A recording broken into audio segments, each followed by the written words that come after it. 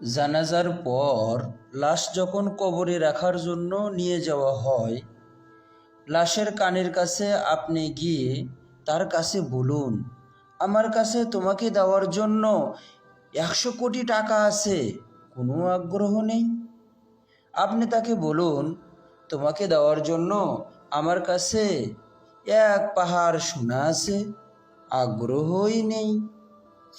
আপনি গিয়ে তাকে বলুন, আমার কাছে আপনাকে দেওয়ার জন্য 1 সুন্দরী নারী আছে, কোনো আগ্রহই নেই। এসব কিছুর জন্যই সে সারাটা জীবন ছুটে বেড়াতেছিল। আর এখন হঠাৎ করে সে আর কোনো কিছুতেই আগ্রহী নয়।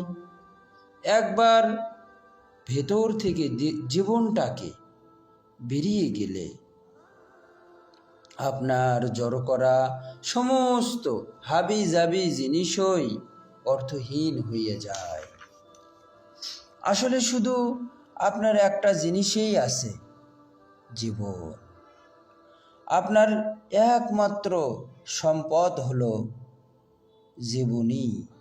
বাকি সব আপনার মাথায় শুধু কল্পনা মাত্র।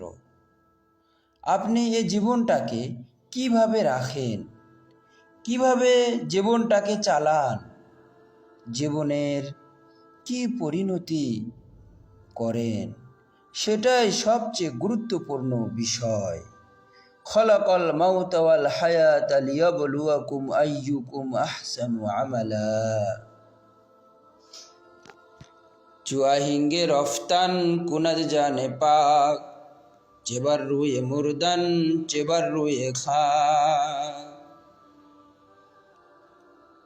এই জীবনটা কিভাবে সুন্দর করা যায়, সেজন্য আপনি খানকায়ে আহমদিয়ার সাথে থাকুন।